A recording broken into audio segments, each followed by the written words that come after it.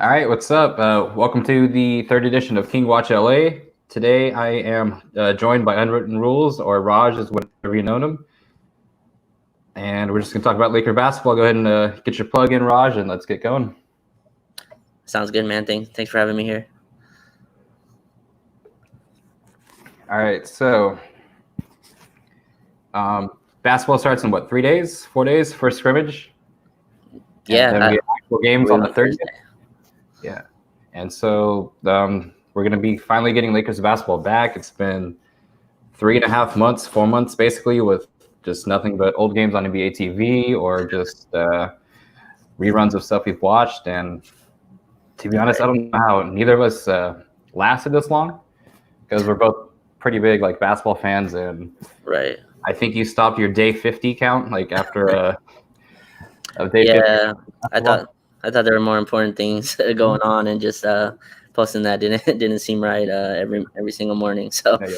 And it's hard to be creative on that. After day 40, you just kind of run out of day without basketball stuff. So, yeah, I went tried it for 3 days, and after that, dude, I was done. Yeah, it's not easy after a while. Not at all. So go ahead and tell the people where to follow you at. I'm pretty sure most of them already do, but go ahead and get that in. Sure. You can follow me at Unwritten Rules on Twitter. The last E is a 3. And then you can find some of my work at Lakers Outsiders. Then I post some video stuff on my Twitter account. So yeah. You've been pretty heavy in the Lakers community for a while, and it's just dope to see where you started and where you are now. So it's pretty cool to see, man. Yeah, I appreciate that, man. You honestly, I think you were Zoe Time podcast at the time, but shout out Zoe, baby. Yeah, you were one of the first people to share my stuff, so I appreciate that. Yeah, you and all the Hoops and Brews people, so I appreciate that. All right, so let's get started with who I think is going to be the most important player in the Lakers basketball team going forward.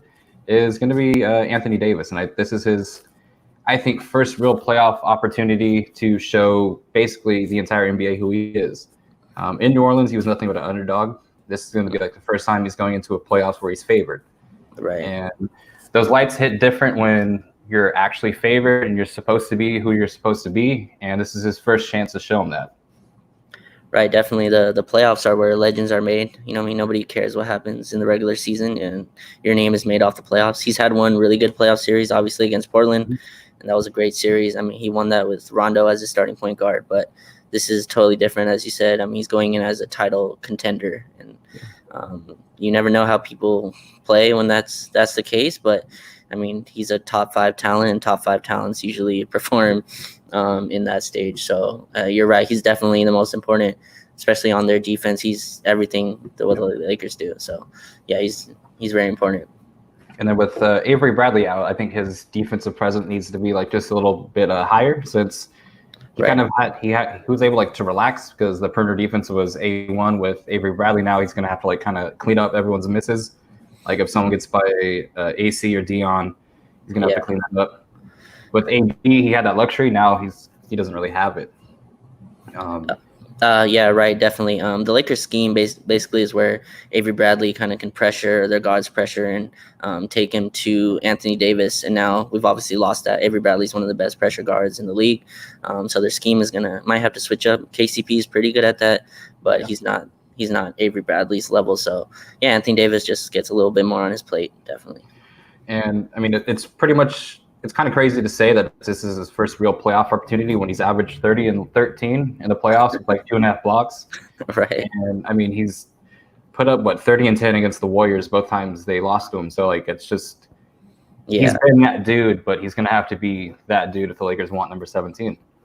Yeah, it's funny if you go back and watch those videos after the ESPN first take and stuff like that. If you watch that after those series, he was in question for best player in the league and stuff like that. He was in those conversations, and then obviously when you do what he did in New Orleans, ask for a trade and just kind of ruin your image, your stock drops in some kind of way. But I think he reminded everyone this year why he is who he is. Now it's weird to see people say he's not even top 5 in the league anymore just because he put on a certain color of jersey, and I'm just you're wild. Right, definitely. But hopefully he shows that in the playoffs this year. And I don't think he gets close to 30 and 13. I think it'll be more like 28-12. But I do think he'll keep up the blocks, but it's hard to put up 30 points on a team that LeBron's kind of like going to lead. Right. Because in the fourth quarter, they're going to double AD, and then it's going to be KCP or DG open for three, and they're just going to have to hit shots. Yeah, I mean, his passing is definitely going to have to be better, a little bit better than it was during the regular season. I think he's picked that up as the season has gone on, definitely. But they're going to need him to also get buckets, man. This team relies on LeBron and AD to score big numbers every night. So I think he can do it. I think he's up for it. That was also one of like the things I was upset about was I was looking forward to this team with Boogie's playmaking and at the 5 position because Anthony Davis can't pass like that. And I think if the Lakers are going to be successful, he's going to have to like kind of dip into that bag. Yeah, healthy DeMarcus Cousins. I have no idea what that looks like anymore, but him and AD were definitely a force in New Orleans. So maybe it would work here. I'm pretty sure he'll be back next year. I mean, I feel like they have a little hush hush deal. You know, some teams came after him, and he's like, "I'm good. I'm gonna rehab here." So he might be back next year. You might get to see it. So I have a wild take on Anthony Davis. I think he's Pau Gasol on steroids. He's just he does everything that Pau Gasol did well, just that much better, that much more athletic, except for playmate kind of. Because Pau Gasol can get his own, he can playmake for others, and Anthony Davis can get his own, but he just can't playmake like Pau. But he does everything defensively 1,000 times better than Pau. Yeah, Pau was great. I mean, but Anthony Davis is just a different tier of player. I mean, Pau Gasol, I think in Memphis he didn't win a playoff game at all. Not to discredit Pau, that Memphis team wasn't great, but Anthony Davis is on a whole different level than him. But yeah, you're right. That's great. I think Kobe called him that too. I think he said like a athletic Pau during the Olympics when they played in 08, you know, or something like that. Yeah. So that's a pretty good comparison. Yeah. So let's see. Is there anything else you want to talk about with Anthony Davis or like? Because I know you have some videos on Anthony Davis in the fourth quarter that you've put out. Oh yeah, definitely. He's actually been like a really good 3-point shooter since December 1st. That's something that's not talked about. He's shooting like 42.5% from 3 on spot ups, which is absolutely insane. I mean, if you just think about how to guard Anthony Davis and Anthony Davis, LeBron James pick and roll, and if he can hit the 3, then you're pretty much unguardable, right? You're gonna have to have Danny Green open or something like that. So I'm not sure how consistent that will be, but I think that's a big deal that most people aren't talking about. He's shooting 40% from 3 on all threes since December 1st, which is a pretty big step. That's a credit to I think the coaching staff as well, getting him kind of like straight on his jumpers and not moving when he catches and stuff like that. But I think that's a pretty big thing as well. Yeah, I believe he hit a couple threes late in the games versus the Bucks and the Celtics. Yeah, and then it was unfortunate that he had to miss that one against the Nets because I would have been a lot more confident about this team if they were 50-13, which is kind of crazy to say. Yeah, you know how Twitter is. I mean, we just beat the Clippers and the Bucks in a pretty like strong fashion, and then everyone was upset, that we lost some game against the Nets. And I'm bad at that. I'm a very much "what have you done for me lately" kind of person. Okay. Yeah, he was great against the other two. I'm gonna give, and he hit some clutch ones right against the Nets as well. He hit the big one. I think was it to tie it, and then Dinwiddie hit the little game winner. Yeah. So you live with that. Yeah. Let's see. Let's get over to Dwight Howard's redemption arc. Sure. We're not going to talk about whatever he said today because I don't really care what he thinks about outside of that because. Yeah, that wasn't great. I mean, I wish he had a little more. Yeah. I wish he wouldn't have said it, but. Yeah, he was on his IG live, so I still don't think like players understand how quickly things get caught. I feel like Dwight thought he was talking to whoever's on his IG live, and obviously that wasn't. I don't really look to Dwight Howard per se for scientific research, not at all. So yeah, it is what it is. He's not correct, but I mean, there's nothing really you can do with him saying that.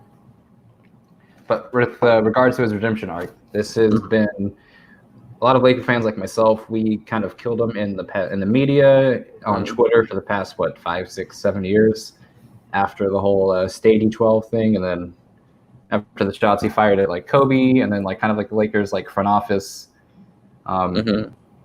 You fast forward till now, and he's done everything that the Lakers have asked for him, and he's Right. basically played as best as you can given his role.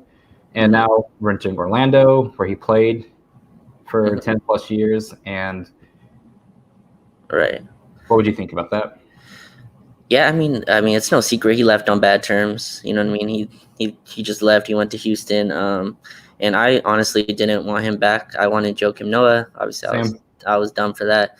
But Dwight Howard, I mean, I think he's the best story in the NBA. Forget the Lakers. I think he's just the best story in the NBA. You listen to like how the people in Washington talked about him, how the people in Atlanta talked about him. They were happy to let him go. And then, you know, situations mean everything. He's on a team with LeBron James and Anthony Davis. He can't be like a problem, you know. He'd be gone. But like in Atlanta, that's a young team. Washington, that's a, you know, not a young team, but that team wasn't where LeBron and AD are. So I think it's huge, man. He's been you can't ask for anything more. He's been rebounding. He plays his role. He plays how we wanted him to play in 2012, which is kind of funny. But I think his story's been incredible. Yeah. He wanted too many post opportunities in 2012, 2013. Right. And now he can't score like that. And he kind of like humbled himself, which he talked about this entire season. Like, you just knowing your role, doing what you can do, and not caring about like what you can't do. Yeah, definitely. And it's just been great to see, and it's cool that he's going to go back to Orlando to to kind of solidify his career. Yeah, fulfill that whole redemption. Because for Dwight Howard, the player, this is all he's missing. He's been a Defensive Player of the Year. He's been on the Olympics. He's played in the finals before. He's been a top 3, top 5 player in the league, and this is all that's missing for his Hall of Fame case. Yeah, I think he is a Hall of Famer already. Yeah, definitely, he's already a Hall of Famer. Yeah. But this might tip the scales on being first ballot compared to maybe second ballot. And again, I do think he is a first ballot regardless. Yeah, I do too. This would kind of like just be the icing on the cake for Dwight, and I do think he comes back next year too. Yeah, I hope so. I think he's on a 1-year deal, so if someone wants to pay him, they could. But again, he might just want to come back. It might not be for the money. You never know. So I hope he does come back. I'm really happy with what he's done here this year. If you looked at the comments, someone's compared you to Kyle Kuzma looking boy, and I've been called a purple soda drinking Jared Dudley looking ass boy. So it is what it is. You know what's kind of crazy? That's not the first person who said I've looked like Kyle Kuzma, which you kind of do. Which isn't like the best thing, I guess, for Lakers Twitter, who somehow really hates Kyle Kuzma right now, which is funny. Nah, we don't. I don't think we hate Kuz. We just expected more from him this year. Yeah, for sure. Yeah, I mean he's finding his role on a really good team. He's been on 2 really bad teams, and it takes time. He needs to hit his open shots, but I think he's become a good defender. So, or a serviceable defender on the wing and stuff like that. So, then I think some of the criticism is warranted. I think some of it is just a little extreme. But, yeah. And I know for Dwight, I'm a little nervous because his free throw shooting might decide a game for us in the playoffs. Mm-hmm. And it might, like against the Clippers or the Rockets or Bucks. Mm-hmm. That's just something I'm still nervous about because, again, we will need him defensively, but he might be limited offensively, and so he might not be able to be on that court. And if AD's in foul trouble for a game, it'll get dicey out there. Yeah, definitely. I still think we probably close with AD at the 5 in most lineups. And I think the NBA changed the rule as well, right? There's no more hack a Shack and stuff like that. So, his free throw shooting hasn't been terrible this year. I don't think it's great, but that could be a concern. I still think though AD will close for most games, and especially against like the Clippers and teams like that we really are going to have AD at the 5 to close it out. Because I don't know if AD does get in foul trouble and Dwight's not shooting free throws that great. We either have to rely on JaVale McGee or Haycock maybe playing some spot minutes in the playoffs if that happens. We'll see. So you never know. I doubt it. I doubt Haycock gets any meaningful minutes, but you never know. You need a whole team to win a ring, so everyone's got to contribute at some point. All right, so you've hit the 2 big guys. Let's get to what I think might be the most important play for the Lakers this playoff round will be guard play / wing play. Do you think the Lakers can get by with KCP and Danny Green on the wings?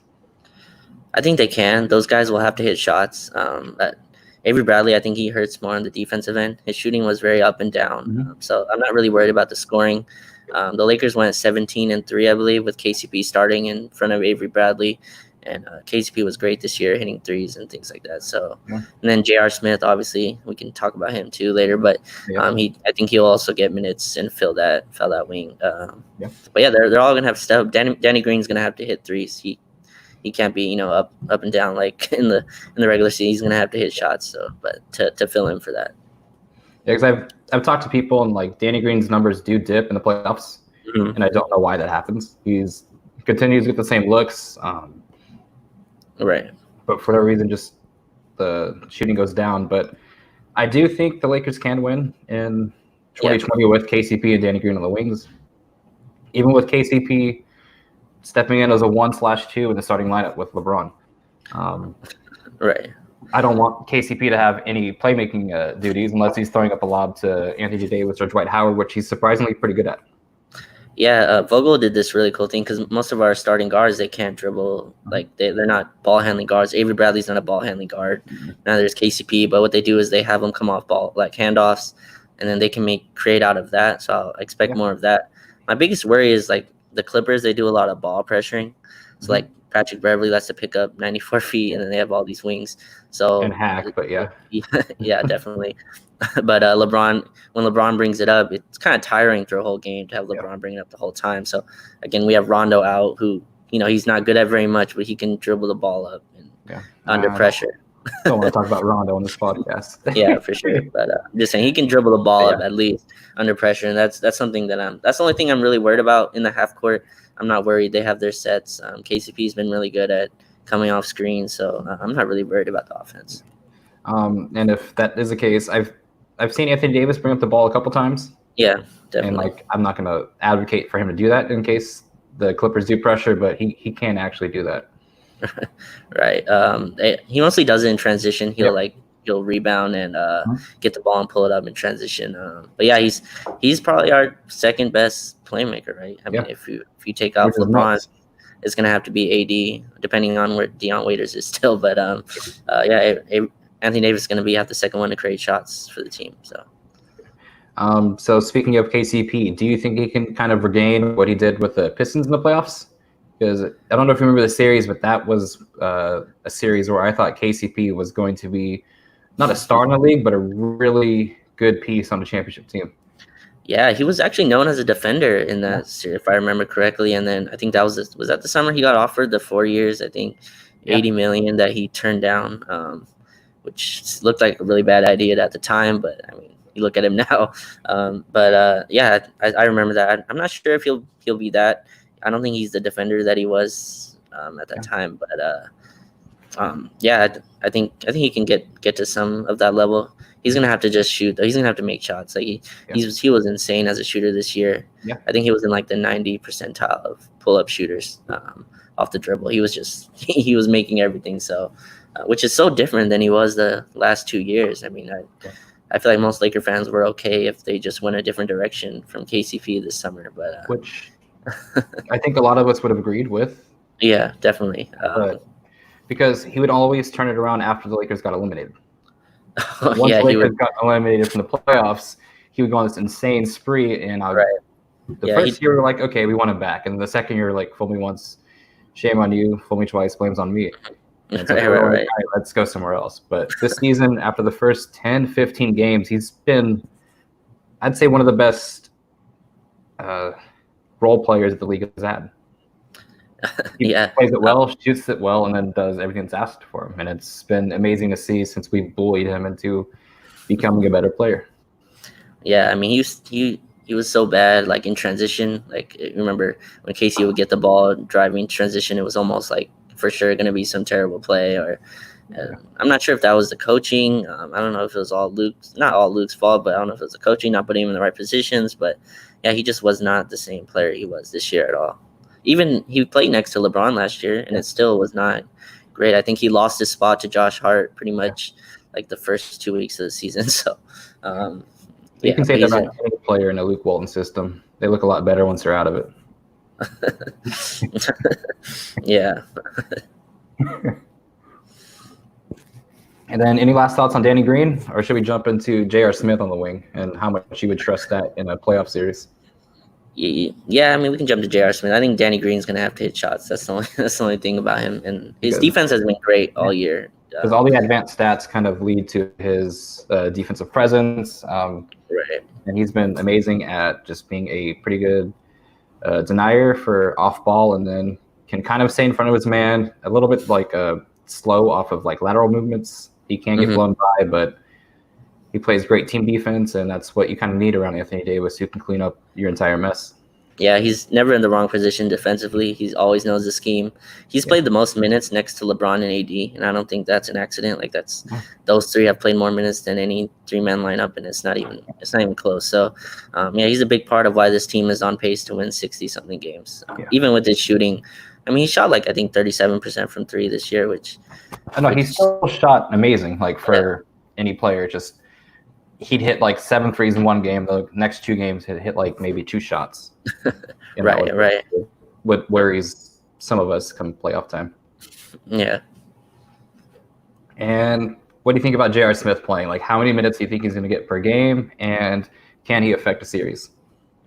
He can definitely affect a series. He's one of those players that he doesn't need to be open to take a shot, which is big on this team. This team doesn't have many shooters like that. KCP needs to be open. Avery Bradley. Danny Green takes some contested threes, but not like J.R. Smith, and I think that's a big deal. Now he's like a year away from playing basketball that meant anything. You know, that Cavs team was terrible, so you never know how he's gonna react to here. But he seems in shape, and like you see the practice videos, he looks like he's acclimated to the team already. Like he's been here since October. So yeah, I think he's gonna play minutes now. I think that's all gonna depend on how he defends. He's gonna have to defend on this team, just the way their scheme is working. That to ball pressure guards and defend wings, chase them off screens, and he did that really well for Cleveland. Actually, he was one of their like most important wing defenders. Actually, so yeah, we'll see. I think he'll get minutes, so he'll get his shot. There's 48 minutes of like guard play gone with Rondo and Bradley out, so that's a lot to fill. Yeah. One thing I was surprised about with J.R. Smith, I didn't really pay attention to like the Cleveland series is like that much. As a Laker fan, I was just like, like kind of like half-ass watching the entire like Cavaliers like the entire time. I didn't realize how good of a defender he was. He's not great, but he does what's needed to, and like he's a good team defender. And I was actually shocked by that. I wasn't expecting that because I thought he was just pure offense, kind of like a Nick Young type. But he plays more defense than Nick Young, and I was hoping he can kind of regain that because we're going to need him. Same with Dion. I didn't realize he's not great defensively either, but he's pretty good.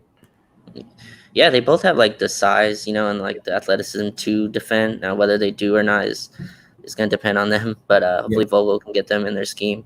But yeah, I like JR. Sometimes he takes some bad shots and things like that. But he was like an integral part of a rotation of a team that went to 3 straight finals. So he can play if he's ready. It's just I'm not sure if he's still the same J.R. Smith. Yeah. But, you can get 10 minutes a game, maybe hit like a few threes a quarter or something like that. Yeah, he's going to be probably one of the reasons why that we're in a game. Yeah. He hit 3 threes off the bench to kind of keep the Lakers from falling off a cliff when Bron and AD are out, and that's what we need. Yeah, definitely. And you don't want to rely on him. He's replacing Troy Daniels, especially to me. Troy Daniels, who had one job and didn't do his one job hitting. Yeah, well, wasn't his nickname Layup because he just hits threes like layups? His name was Layup, which he didn't make many during the games. But he would always miss like the open threes, and that's pretty much where J.R. Smith is filling in. So we're not going to expect much from him. I'm not expecting him to start or anything. Yeah, just 8-10 minutes a game, and that's it. Yeah, definitely. All right. Then let's talk about former Lakers in the bubble. Who are you most intrigued with, and what do you expect from them? So in the bubble, to me, I said this on Twitter, but my most fascinating dude is Dion Waiters.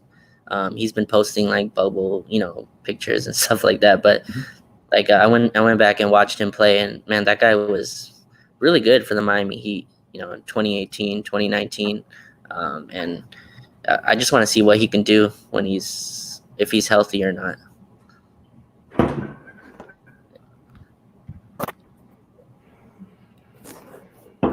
And then let's see. So you were just talking about Dion, right? Yeah.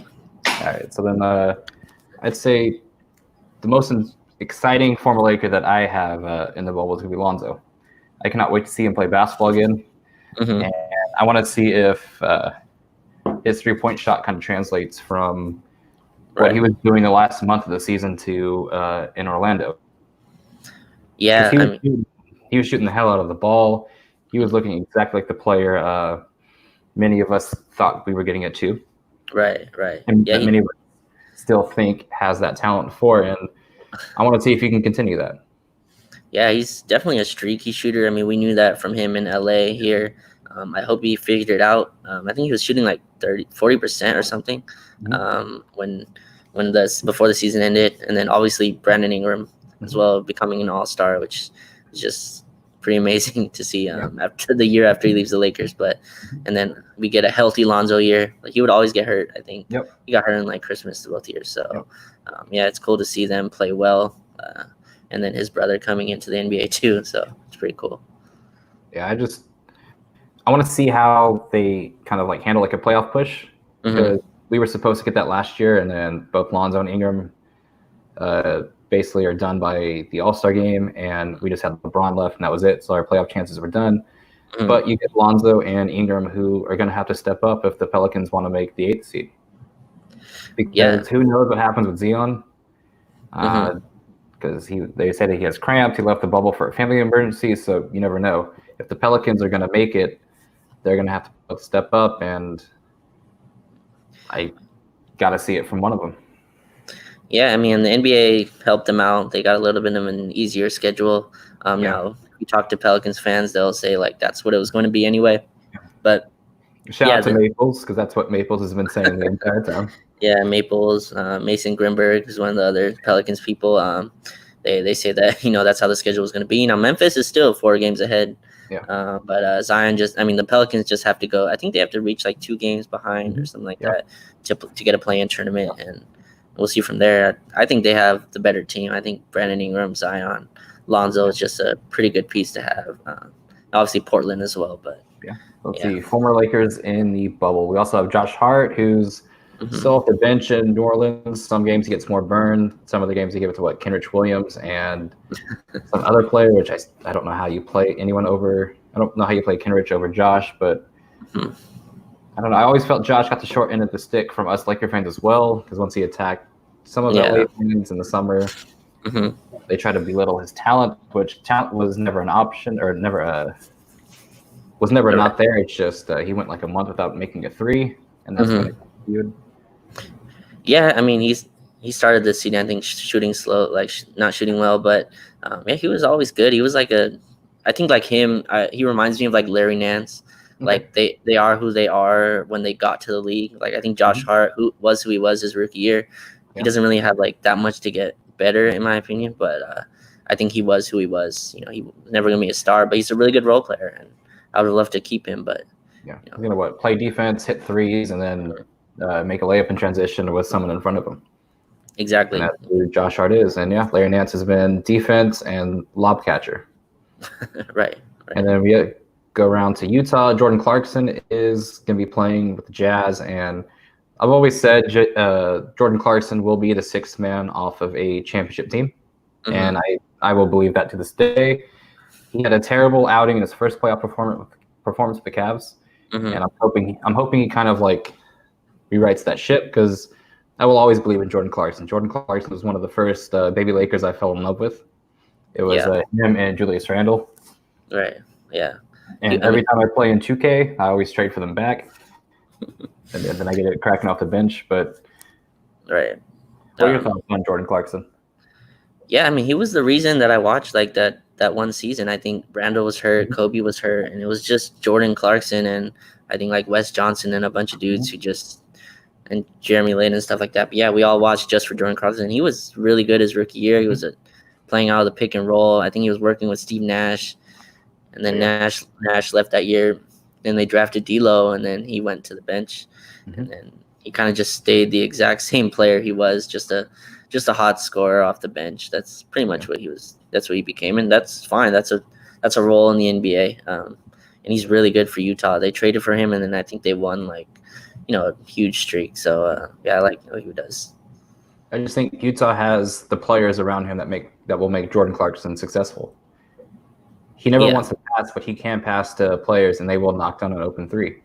And they have like a spacing that can allow him to get to the basket, which he needs, and he loves to finish on the rim with contact or over you. And I think he's also bottom defensively, right? Which he never did here, and he really didn't do that in Cleveland either. But with the Utah, he has. Yeah, I mean, we'll see how he does. I mean, Utah's still a really good defensive team, even with him on the floor. They have a really good scheme. They push everything to Gobert, and he knows his role. He comes in, gets buckets. There's no question about it. He doesn't have to go in past anybody. He feels like the Donovan Mitchell role. Like he comes in for Mitchell, and sometimes they share the floor, but mostly it's him and pick and roll. And he can shoot off the dribble. He can kick it to Joe Ingles and stuff like that. So yeah, he's found the perfect little spot for him. He's basically Donovan Mitchell light. So yeah, I like that. Yeah. Right. Let's see. And I forgot the Wizards were in the bubble. I kind of did. So we have a ton of former Lakers on the Wizards. Mm-hmm. We have Thomas Bryant, who has Corona and will join the Wizards at the later date. Oh wow. And then we have Gary Payton the second, and Bonga's still on the team. Yeah. And then I believe that's it for their former Lakers in the bubble. Do you say Mo Wagner? Is he on? Yeah, he's also on the Wizards. Totally forgot about that. Yeah, so I think those are the ones. It's kind of crazy. Those all became rotation players. Isaac Bongo is starting for the Wizards, which is just nuts to think because I watched him his first summer league game. He looked like he couldn't dribble. Traveled 3 times that game? Yeah, it was awful. But he's now starting point guard for them. They have a lot of injuries, obviously, but I mean he started games, and then Mo Wagner, serviceable. Thomas Bryant was like the highest leading field goal percentage center, so it's crazy. Yeah. Shout out Kawhi for just making us do that for no reason, but yeah. And then there is some conspiracy theories that those trades were made with the kind of agreement that the Lakers would get Bradley Beal this offseason. That they get the better end of 2 trades, and then we'll get Bradley Beal in the last trade. Oh wow! But I don't really believe that, but yeah.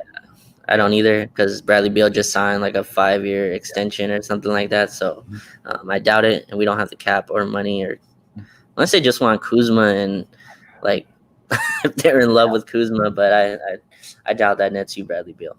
Yeah, not at all. Unless Bill says, put me in the Lakers. I don't know. Right. But yeah, with them, there's no way. I believe they make the 8th seed. They're just in the bubble. So that the East kind of feels like they got some thing like the West got 4 teams and the East got 1 team that weren't in the playoff picture. Mm-hmm. Right. So they're kind of here, shut up, we'll give you 1 person. Right. Yeah, but out of those, I'm excited to see what Bonga can do. He's a very, very raw prospect.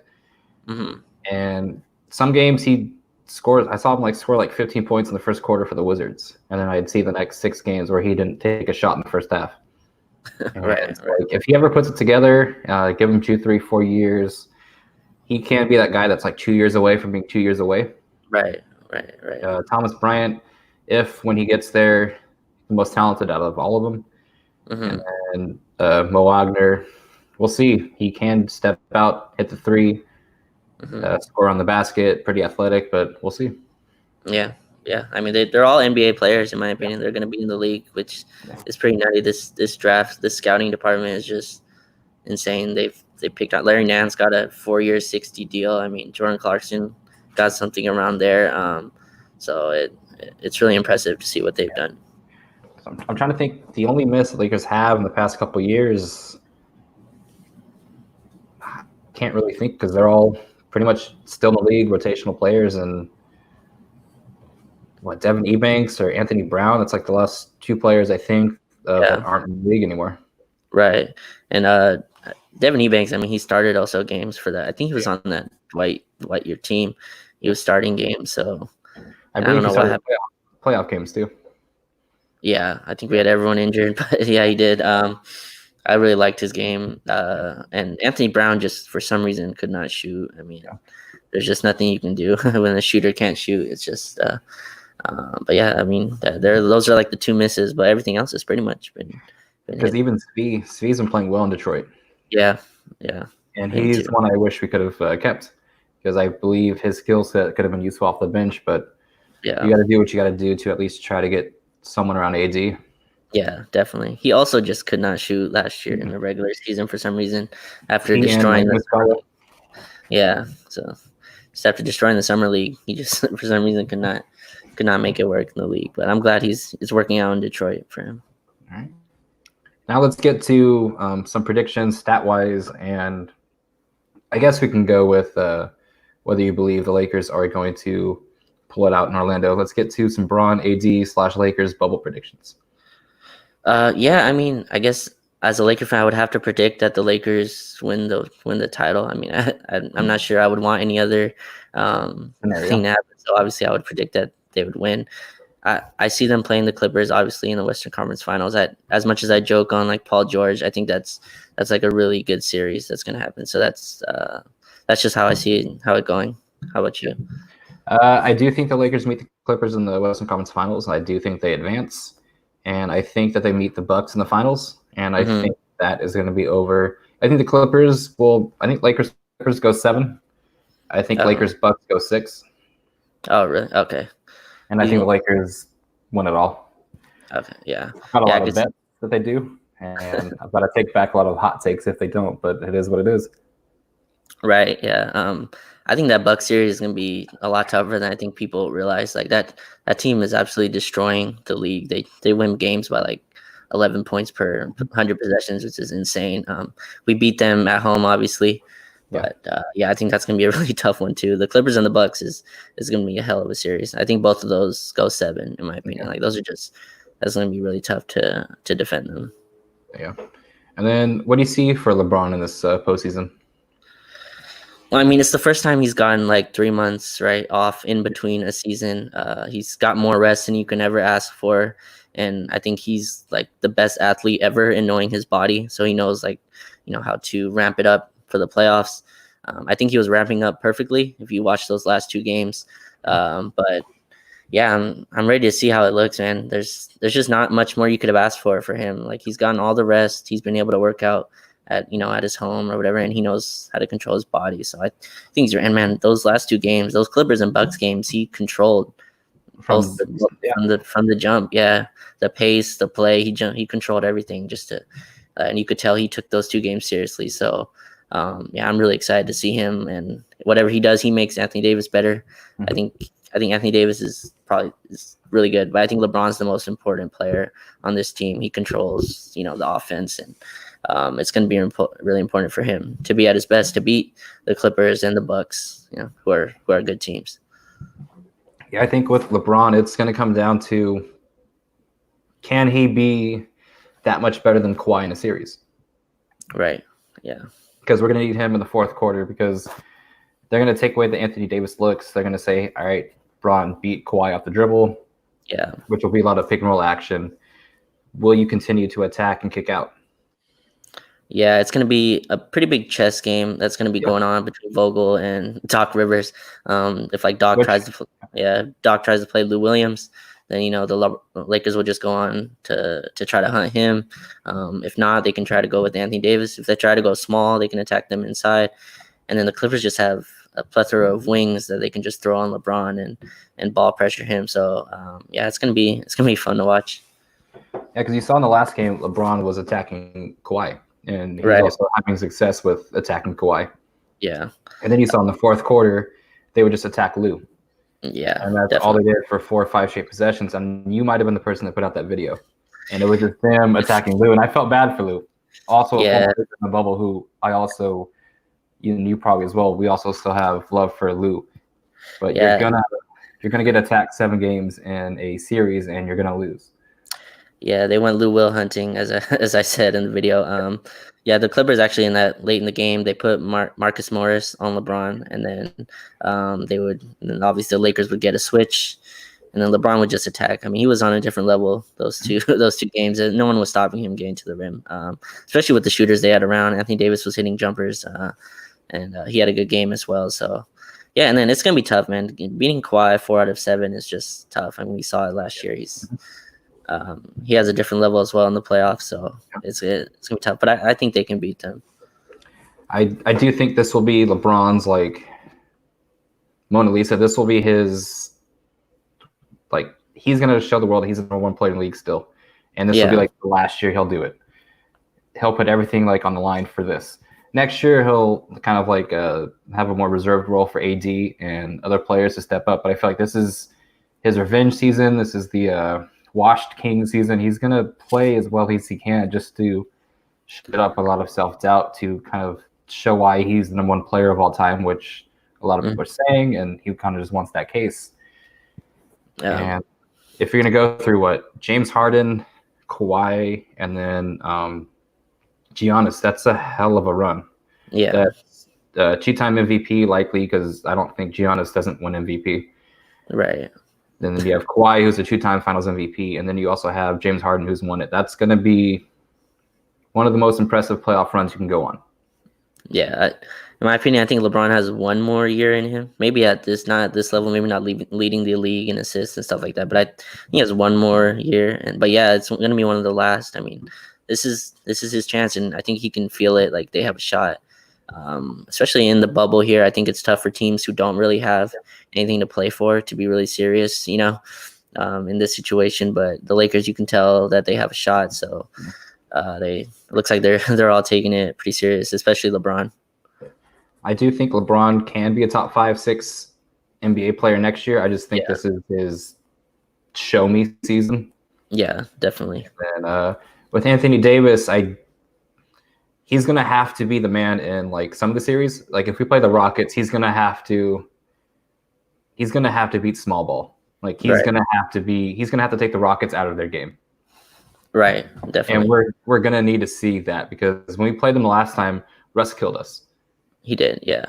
So Anthony Davis is gonna have to like counteract that and just kind of make them get out of that. Mm-hmm. Which we saw for a stretch, but he didn't continue it like Russ continued his offensive attack. So we will need that in certain series. And as I just said, LeBron's going to need to be the number one player in the league. I do think if we play the Bucks, AD is going to be the Finals MVP.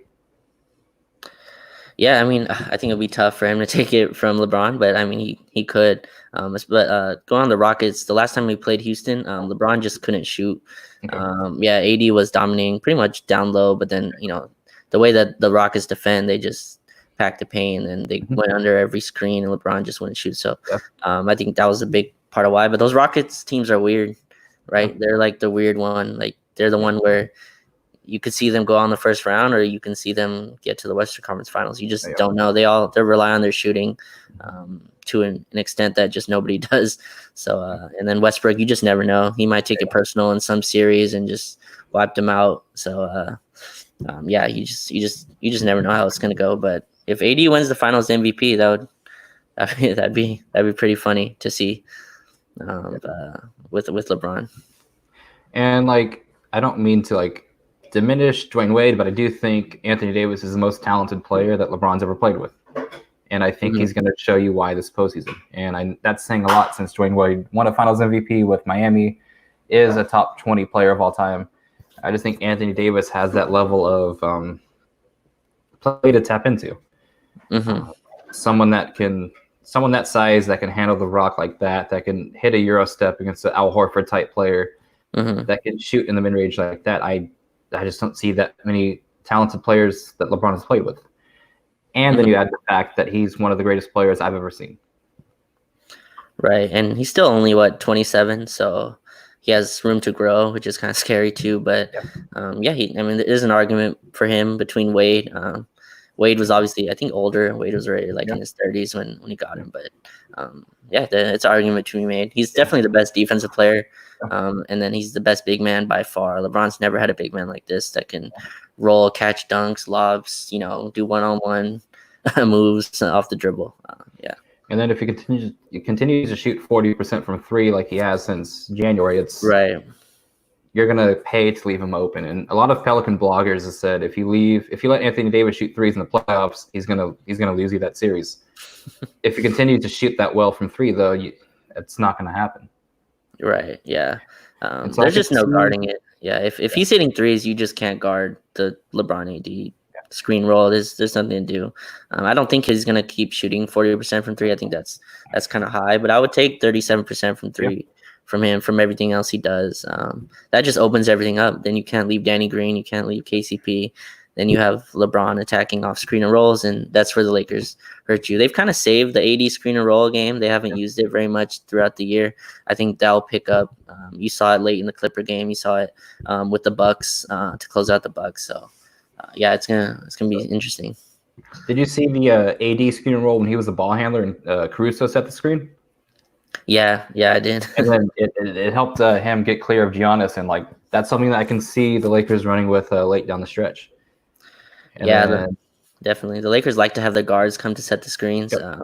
Danny Green is really good at it. They have Caruso, who's a really good screen setter. So when he comes and set the pick, he pretty much gets contact every time when he's setting the screens, and it really opens it up for whether LeBron or AD. Yeah, and the Lakers have had good guard screeners. Rondo was a great player that set screens as a guard. Definitely. So was Josh Hart.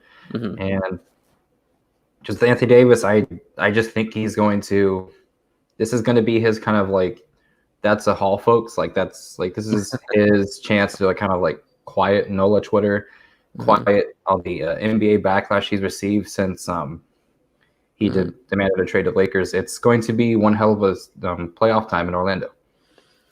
Yeah, I think it'll be the Lakers' best one-two punch since Shaq and Kobe, and I do think those two players have a similar production. I think they're going to have a similar production if we want Title 17.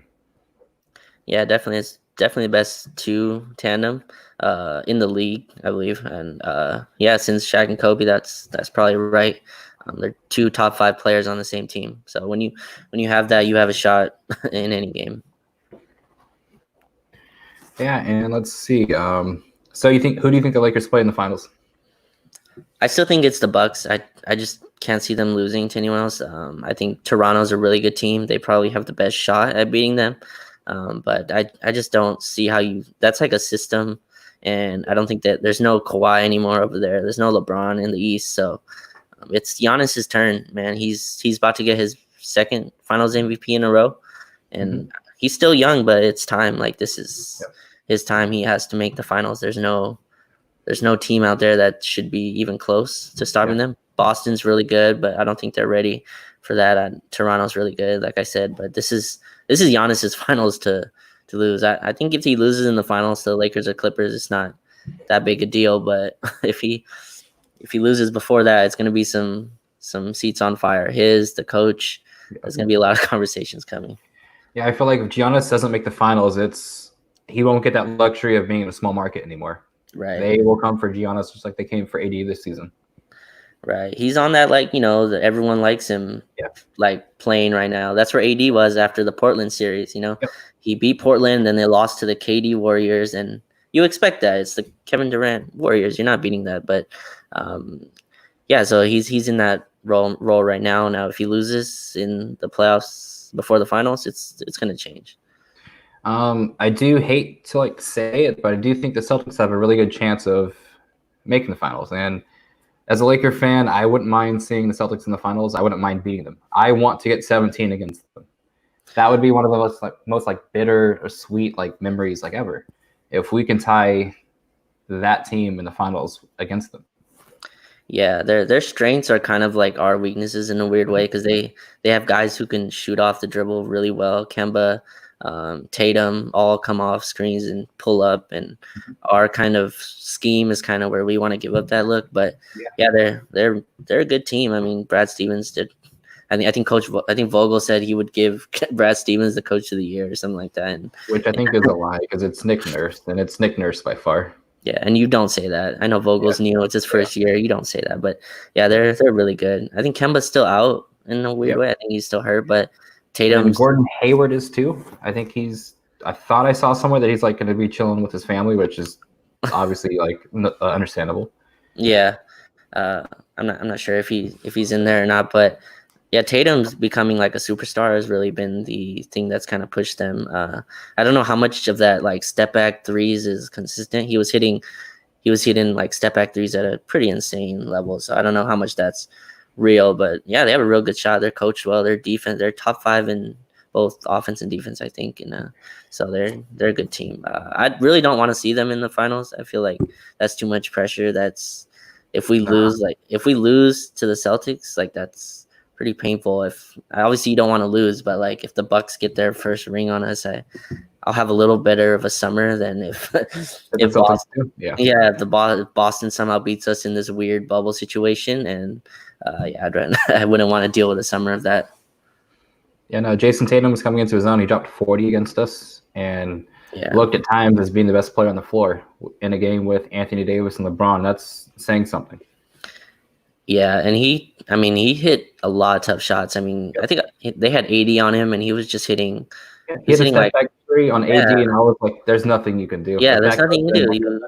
You shake that guy's hand. I mean, that's all you can do. So, but then they defended him really well. Actually, in the fourth quarter, I think he had like 2 points in the fourth quarter or something like that. After having I think 37 or 38 in the first 3. So. They switched up their scheme, and Vogel's really good at that. He adjusts through the game. He did that. They did the same thing to Paul George. Paul George had a really good first half, and then I'm not sure Paul George played very much at the end of that game. So, I expect them to adjust if they can. All right, let's wrap this up with some Lakers like talk. Let's hear some of your hot takes that you have, Raj. I know you probably have some. Hot takes. Well, I don't know if this is a hot take. I think like Anthony Davis should be in that conversation just for his defense and like with the top tier players. His offense obviously isn't where LeBron and Kawhi are, but I just think what he does on defense is insane. If you watch, I would tell fans like go back, rewatch a game, and just watch Anthony Davis the whole time. Watch like what he does on defense, and it's just absurd. Like he's the reason they have like one of the best defense in the league, and I just don't think that gets talked about enough. Like his like how much he controls the game in that end. He's just insane. So I don't know if that's a hot take or not, but for math NBA fans, they'll just say, look at his the Lakers are better with him off the court defensively. That's all they will say. They won't go back and rewatch the game. They'll just say that, and it's kind of annoying because like you watch Anthony Davis play, and I think he leads the league in probably. Is that a block or just a badly like contested miss? Because there are times where I'm like, I don't know if Anthony Davis blocked that, but that is not a good shot. Yeah. I mean, I think a lot of that is like the lineups and how it works. He shares the court he shares the court with Rondo a lot. And but I mean, just watching, if you look at the numbers, he leads the team in contests everywhere on the floor from 3-point land to at the rim. He switches on because the Lakers can. He's the one that allows the Lakers to be able to switch on the perimeter. So yeah, it's kind of crazy the way he's talked about. But he had a huge season. He's averaging like 27 a game, and I don't know if that's a hot take or not though. He's one of the rare players in the league that can guard 1 through 5, right, and not struggle with it. There's not a lot of other big guys that can guard perimeter players. Like even. Everyone's favorite Rudy Gobert. Rudy Gobert could not guard on the wing at all. Right. But AD can. So like his impact defensively should be the reason why he wins Defensive Player of the Year. I don't think he's going to. I think they gave that to either Rudy or Giannis. But Anthony Davis should win Defensive Player of the Year. Right. Yeah. And I don't think that's a hot take. I think if you've watched the Lakers from beginning to end, he's your Defensive Player of the League.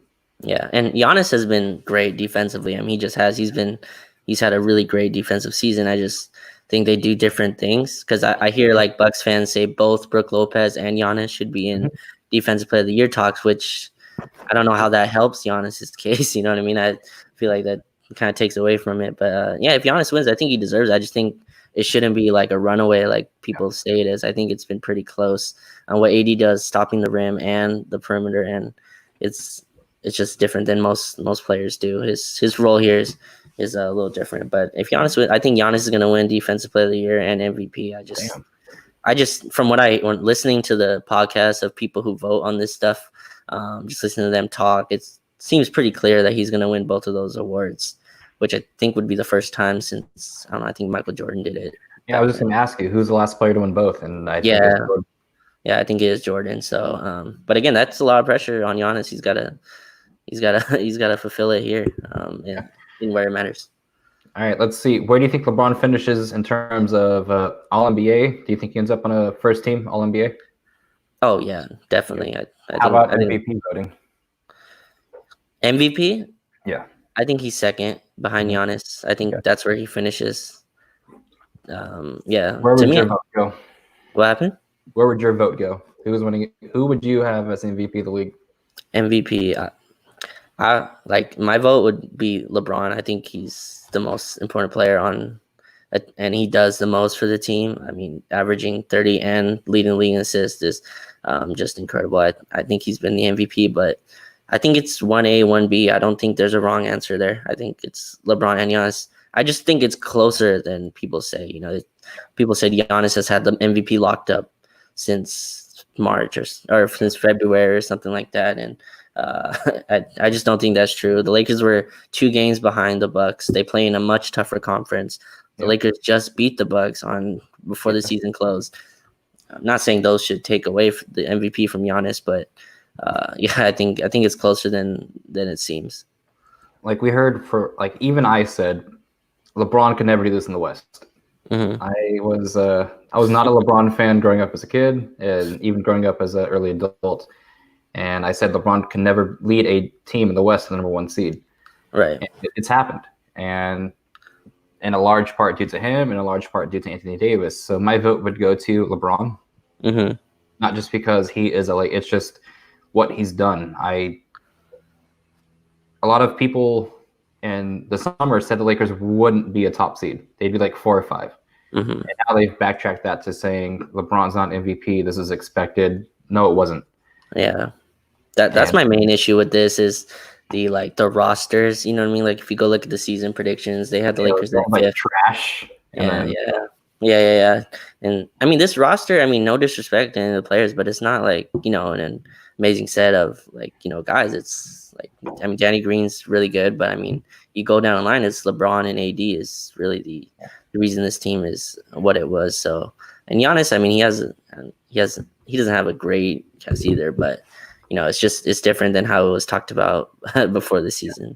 Like Giannis doesn't have Anthony Davis, but after Anthony Davis, which Laker player are you taking over a Bucks player?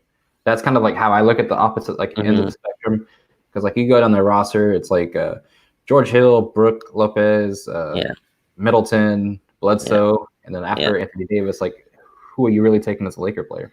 Yeah, that's true. I'd probably take Danny Green. Yeah. I don't remember all the Bucks, but I'd probably take Danny Green over George Hill. It's close, I guess, but I'd still probably take Danny Green. But yeah, after that, it gets pretty dicey. So would you rather be top heavy or have a good starting 5, and that's kind of where the discussions would start. All right, and every team would pick top heavy. Yeah, it's just how the NBA works. Yeah, so I think LeBron will make an All-NBA first team. I believe he made the All-NBA third team last year. Yeah, I believe so too. Averaging 27, 8, and 8, but it is what it is.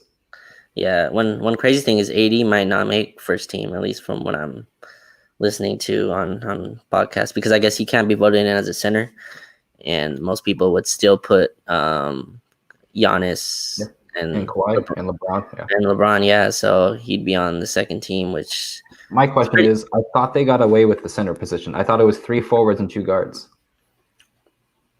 But I'm not sure though. It might be still one. 100% sure. I've heard Zach Lowe say he's gonna try to put AD at center, but he's not sure if he'll be allowed to. So yeah, it's kind of crazy. Anthony Davis to make second team All NBA just doesn't sound right. It doesn't roll off the tongue right. But he might end up on there. Yeah, so I think AD also. I think he should be first team, and I think he will finish top 5 in MVP voting as well.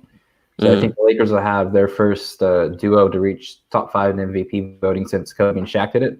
Right. I believe 2002 or 2004, some year like that. But yeah, which is pretty good category to be in. Both numbers are up in the rafters. Right. Both of statues. So yeah. Did Kobe and Shaq never get? I mean, sorry, Kobe and Powell never get first team All NBA together. They might have done that, but they just never finished top 5 in MVP voting together. Top 5 MVP. Yeah. That's pretty insane. And they'll probably take both of each other. I believe they did in 2010 when they both made All NBA first team. Mm-hmm. Yeah. Okay. I was thinking. Yeah. And then one thing I want to talk about before we head out is I was rewatching some of the games with Markieff Morris playing. Mm-hmm. The spacing he provides Anthony Davis in the fourth quarter should not go unnoticed. The Lakers will need Markieff Morris in the playoffs to have a chance to win. Mm-hmm. And I was talking with some friends. I believe if the Lakers missed out on Markieff Morris, that would have been more of an absence than Avery Bradley. Given how crazy Avery Bradley has been this season, like he shot pretty well after, I believe, Christmas, and how much he provided on defense. And given Markieff Morris is like, he doesn't really put up that much like points. Right. I just think the spacing he provides, the defense he provides, because he can guard a 5 when Anthony Davis doesn't want to guard a 5. Mm-hmm. Right. I think that would have been more of a loss than Avery Bradley. Yeah, that's a hot take. I wouldn't agree with that. I wouldn't go that far, but I think Morris is important. I think what he does, like, he allows Kuz to play his natural position. Kuzma doesn't have to play the 4 anymore, so Kuzma can play the 3, and Kuzma's a lot better defending wings. And then Morris is also a better passer than I think than people realize. He can move the ball, and he throws like good post passes to AD, and those two can work off together, playing high-low. He spaces the floor, and what I like is he's not scared to shoot. He's one of those guys. He's not JR level of like just throwing it up, but he'll shoot it. He doesn't have to be wide open to take a 3, and I think that's big for this team. And you're right. He allows them he gives them versatility, and that's what this is about. You're matching up with the Clippers who have, 6 wings. So you need players like Morris. And Morris, I think, closed a lot of that Clipper game. He was in there. He got like the tip dunk and stuff like that. And he just adds a toughness, right? Like I think that's important. Yeah. And like I wasn't trying to be like that wild with it, but just because we knew in the postseason LeBron will take more one responsibility. So every Bradley minute's going to dip regardless. Right. So I just think like, and then you give Kuzma his actual spot. Like it just, he might not be that player, but he allows everyone else to like free up. And that's why I kind of like think that way. Right. It's not, whereas like Avery Bradley's a better player. I just think Markieff allows you to be who you are on that team. Because Anthony Davis doesn't want to be a 5. Right. So Markieff will guard that 5 while Anthony Davis just kind of like roams and be like the paint protector. Right. Yeah. So that was like my line of thinking with that.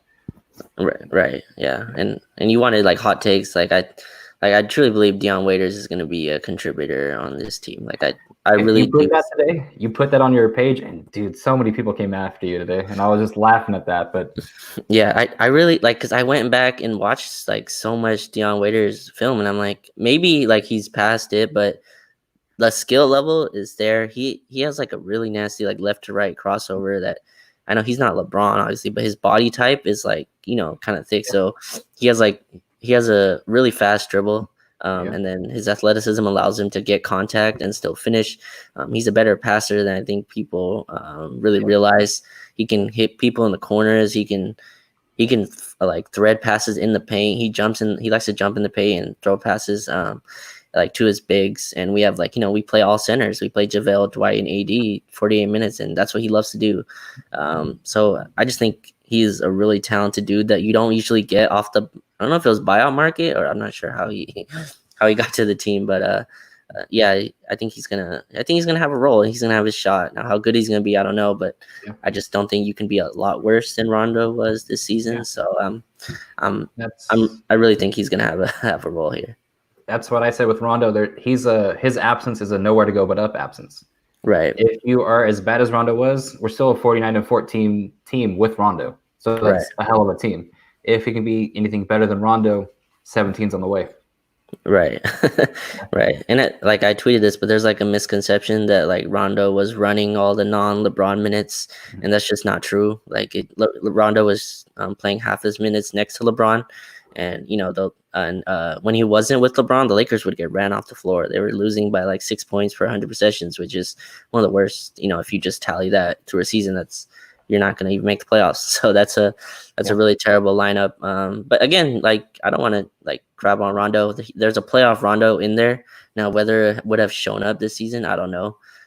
He played serviceably well against the Clippers, but I just don't think he doesn't shoot well enough and he can't defend. So you need him to have the ball in the hand to be, impactful for what he can do. And I just don't think that works in the playoffs when you want LeBron having the ball anyway for 40 minutes. You won't be able to sag off Dion, JR as much as he did with Rondo. And that's going to help in the playoffs. Right. And Dion's a lot better shooter than I think people realize. He's like, he shot like 40% from three, I think last year. So from last year. And he's also shown he can shoot the shot that wins you a game. Right. It's something that I believe the Lakers tried to form in 2018-19 when they got all those when they got Beasley, Stevenson, and tried to like go that way. Mm-hmm. Right. Like the hockey players that can kind of like get hot and shoot well. Right. That's what Waiters is. Yeah. Definitely. A little bit better, but yeah. Right. He hits a lot of clutch shots for the Heat. He also takes some bad shots as well. He takes a lot of pull-up threes that aren't necessary. I don't think he'll be able to do that on this team, and I don't think he's the one taking the clutch shots off the dribble threes in this situation, but he can definitely help, and he's a confident player, which is important. Anyways, I just want to thank you, Raj, for joining King Watch LA. It's been fun. It's like finally good to like actually podcast with you. I thought this was going to happen a lot sooner than what it like actually was, but it's good to meet you, man. And it's just good to hear like other Laker takes that sound somewhat like mine. Yeah, no, thank you for having me, man. This was a lot of fun. Yeah.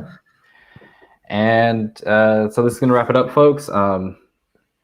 This has been Daniel Belts from King Watch LA, and this has been Raj from Unwritten Rules. Thanks for paying attention, and make sure to follow on Hoops and Brews, Twitter, all the accounts. Go ahead and subscribe now to my Patreon as well at patreon.com/BeltsD24.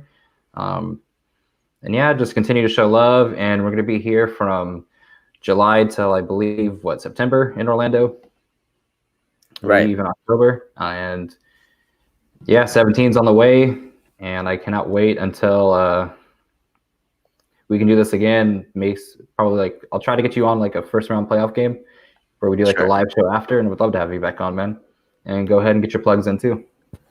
Yeah, sure. So you can find me on Twitter at Unwritten Rules. The last E is a 3, and I write at Lakers Outsiders, and I post all the videos as well now on YouTube. So YouTube is the same name, Unwritten Rules. Yeah, and if you've gotten your Lakers scrimmage highlights, you've definitely already seen Raj this past weekend. So thanks to all you do, because you give us a lot of like content that I wouldn't see unless I was tapped into Lakers Twitter. So thanks, man. Yeah, thank you. Thank you for following. Yeah, no problem, man. That's going to be a wrap for this. You guys have a great night.